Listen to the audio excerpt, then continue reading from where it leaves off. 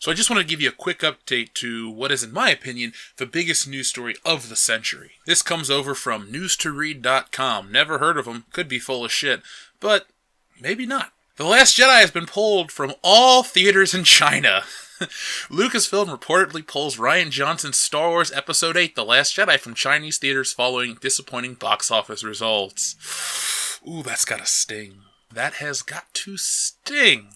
Now, in the other day's video, I reported how it's been pulled from 92% of all Chinese theaters, and now it's officially gone out of the country completely.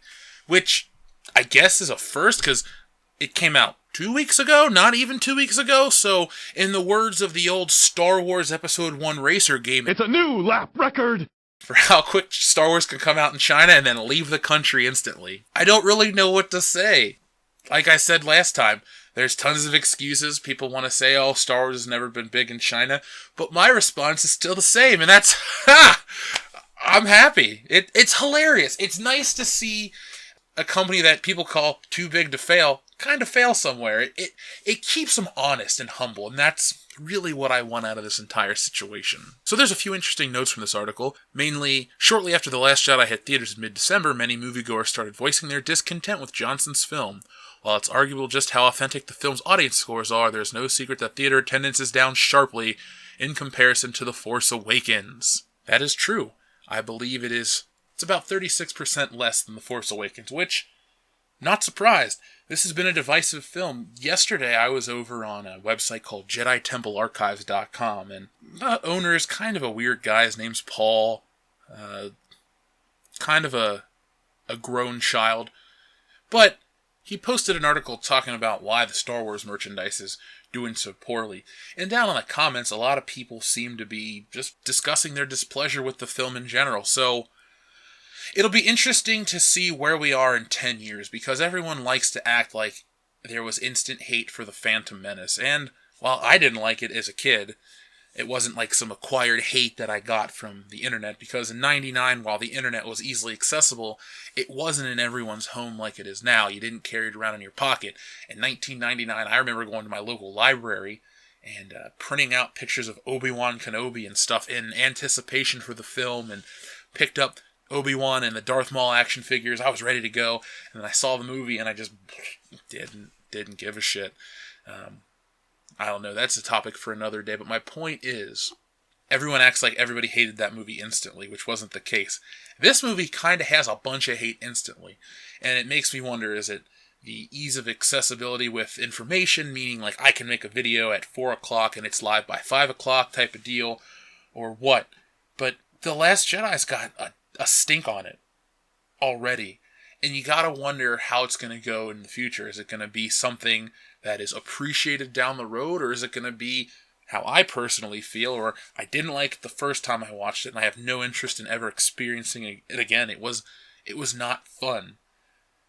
I mean, I can understand dark tones and serious matters and all that other shit, but it was just a bad movie structurally, and I've gone on at great lengths about it. More than I've ever wanted to talk about a Star Wars movie, to be honest with you, but that's neither here nor there. I just wanted to report upon the information that China has officially removed Star Wars The Last Jedi, not just from cinemas, but from their country as a whole. So I would like to know how much money Disney has put into marketing in China. And it also makes me wonder how much time and effort they've gone to put to put Star Wars into China as a thing. Because it's widely available information. Star Wars wasn't really out in China when the original trilogy came out, and then the prequels did whatever. So you gotta wonder how many meetings there were at Lucasfilm discussing like the expansion into the Chinese market and how they're going to cater and tailor these films to appeal to the worldwide box office and China as a whole. And you gotta wonder what they're going through now. I know Kathleen Kennedy doesn't answer to no man, but I'd be interested to know what the people up at Disney think about The Last Jedi. It's not a flop by any means. I can't even lie to you and act like it's a flop. It's performed significantly less, which does matter. I mean, let's take the Avengers, for example. The first Avengers grossed $1.519 billion, or $1,519,000,000 worldwide. Age of Ultron grossed $1,405,000,000 worldwide, for a difference of 7.5%. Take that into account. Star Wars, the biggest franchise ever, or not. It's a telling sign.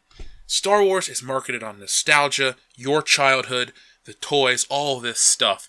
But in popular culture, Marvel is where it's at, which ironically they're both owned by the same company, so it's not hurting them either way if property A performs stellar and property B is a flop or performs less than expected.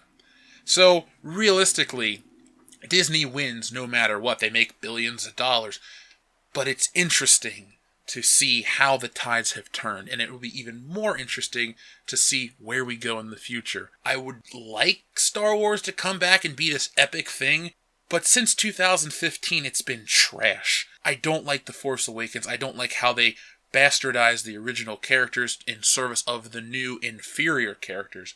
What you do is you write better characters. But, as we've learned recently, Kathleen Kennedy surrounds herself by sycophantic women who don't really care about Star Wars or know about Star Wars or really just know how to tell a good story. I thought it would have been a smart move if Kathleen Kennedy wasn't worried about gender politics and she surrounded herself by some of the authors who created the expanded universe that everyone loves. Personally, I've only read 2 or 3 expanded universe novels, a bunch of the comics and stuff like that, and played the games. So I wasn't as emotionally invested as a lot of the guys out there are, but why not get the people that created the stuff that has kept Star Wars alive since the 90s in the fans' minds, and have them work on the thing. You bring back the big names to sell to people, like John Williams is back, got Harrison Ford, Mark Hamill, Carrie Fisher, Lawrence Kasdan's writing the movie, blah blah blah blah blah. So you're getting all these names so you can say, just like Empire, just like this, just like that, which is cool, but why not get the other names? You don't have to use, not every name that you put on a movie is going to be as marketable as some of those, but you're going to get a lot of quality with that. Why not Timothy Zahn? Why wasn't Timothy Zahn consulted? Me personally, people have asked me 1,000 times, and that's not an exaggeration, and through the course of all these videos over the last year, how would you fix Star Wars? How would you fix Star Wars? Well, if it was 2012, I'd still be in college, so it would be a lot of fun, but let's say 2012 rolls around, I get picked up by Disney. Jeff, you're in charge of Lucasfilm. What do you do? First off, if I can get all the original actors back, I basically would get Timothy Zahn and the guys that have written some of the better expanded universe stuff, and I would sit down with them, and I would chart a course for what would make sense for the characters to do. Like, where should they be at this point in their lives? But I wouldn't go back and change and ruin what has come before. That's what Disney did, this like whole scorched earth tactics, like, hey, the name Star Wars will sell it no matter what, and fuck whatever came before that. And quickly, it's kind of blown up in their face. Yeah, The Force Awakens made a bunch of money. I can't deny that these are successful films financially, but they're sold on the hype and the name. People aren't coming back.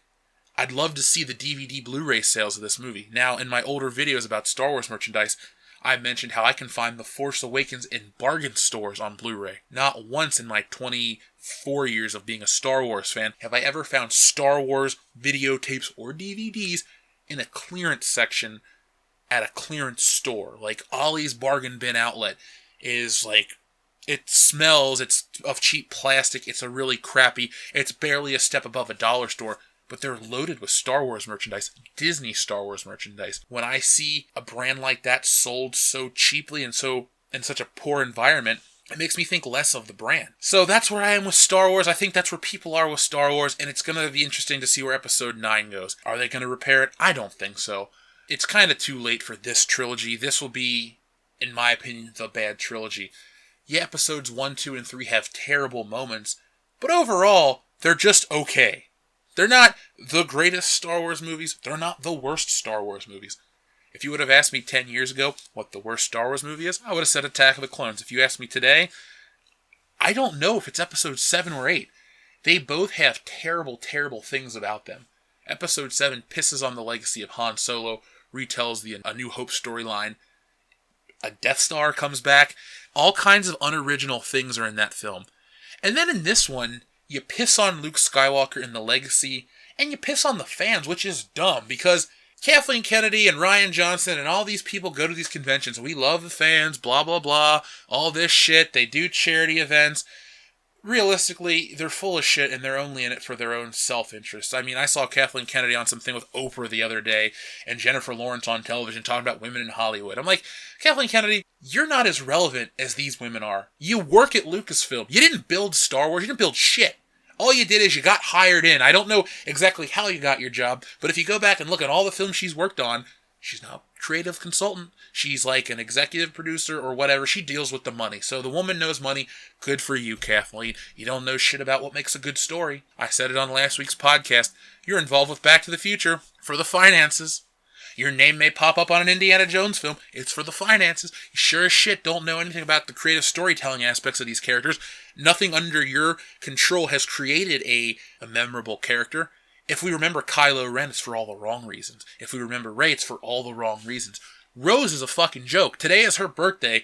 What did people post in the official Star Wars post? You suck as a character. Worst Star Wars character. Who's worse, Rose or Jar Jar? You're diluting a brand. Like, what's your purpose? I get it that you got a fucking feminist agenda and you're always worried about this and that and Force is female. No, your market share and your audience is really a bunch of dudes. I don't care if it's not cool or trendy. That just doesn't work. That is not a smart move, and it's showing at the box office across the world. So take your integrated, colorful Star Wars cast and shove them up your ass, because for every moment that you like to tout Finn as a strong, great character who just happens to be black, we had Lando, and Lando was a cool dude. For every strong female that you keep trying to force down our throats, like Holdo the cunt, and Rey, and Rose, and her sister Paige, who gets a toy for no fucking reason, there was Princess Leia, who was cool as the dudes. The characters you have nowadays aren't as cool as the dudes. Nobody looks up to these characters. Princess Leia could hold her own. Rey can't. Everyone is lowered in service of her, and Holdo died, thankfully. I don't even know. That is the biggest dumpster fire of a character. But I'm going off on a tangent right now. So, as always, thank you for watching our videos. I greatly appreciate it. If you could give it a thumbs up, share it with your friends, share it on Facebook. Hell, share it on Jedi Temple Archives and see what they have to say about this. It's an interesting time. You got a lot of these old dudes who were in denial about The Force Awakens kind of waking up. And it's refreshing, because all the criticisms I've had about those films have been there since day one. Before, everyone wanted to deny it. No, it's not there. It's not true. It's impossible.